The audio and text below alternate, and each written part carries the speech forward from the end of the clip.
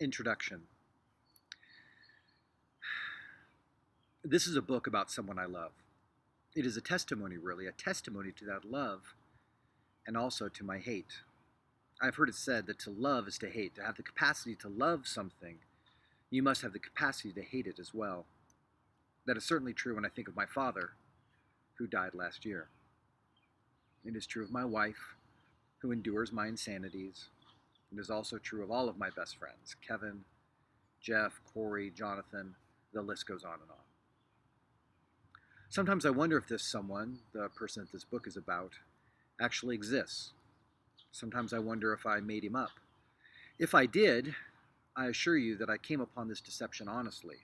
I did not concoct this someone alone.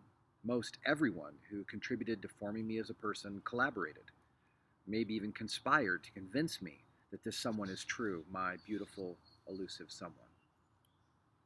This someone, imaginary or otherwise, has walked with me every stage of my life. There are long stretches where he is wholly silent, and at least a few moments where he is as loud as a hangover. That is how it is with my secret someone. My someone, of course, is God.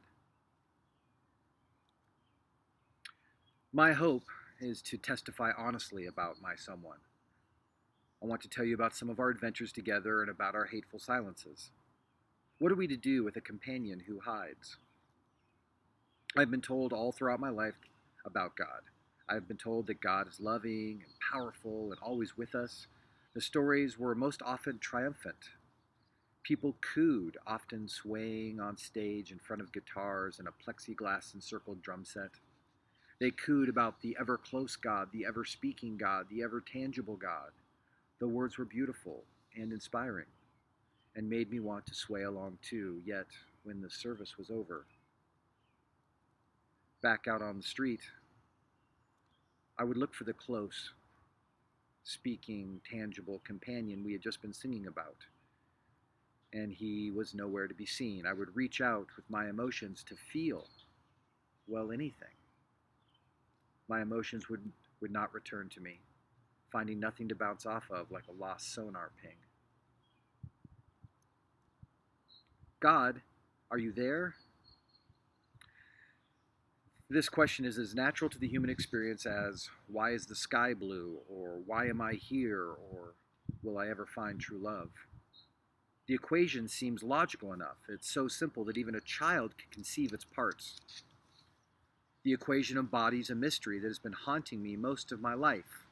It goes something like this. 1. If God is all-powerful, just as the pages of the Bible teaches me. 2. If God loves me and truly wants to know me, so much so that he would introduce himself with names like Father and Emmanuel, which means God with us. And 3. If God is an effective and apt communicator, so much so that he would invent language, make us relational beings, and adopt the name, the Word, then why does he hide from me most of the time? To make matters even more muddled, there's quite a bit of evidence to support the fact that God is more than capable of showing up to people in tangible and personal ways. There is Moses' burning bush, Elijah's chariot. Behold my son, in whom I am well pleased. Saul's road to Damascus and John's vision at Patmos. In addition to these, there are the religious relics of the Middle Ages, Jesus' shroud, a sliver from the cross, a shriveled piece of Peter's pancreas. The list goes on and on. Today, every week, without exception, there are preachers on my television who declare, God appeared to me this week and said, they say it every week. In October 1977, 40 miles south of Roswell, New Mexico, Maria Rubio found the face of Jesus in a tortilla. Yes, a tortilla. It was in her breakfast skillet as she prepared a burrito for her husband Eduardo. The miracle tortilla was later enshrined in a small chapel in Lake Arthur so others could experience Maria's miracle God sighting as well. Thousands upon thousands have made the tortilla pilgrimage. In light of these seemingly innumerable God sightings, it forces me to ponder, what is wrong with me? What am I doing so wrong?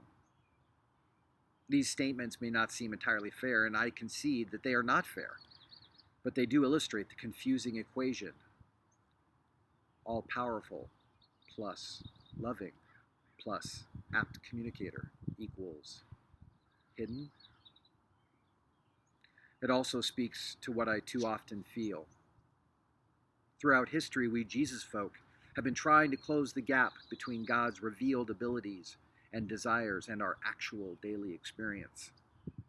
The dissonance and disconnect is so strong that we will even believe in a tortilla just to quiet the loneliness. What are we to do with a God who hides?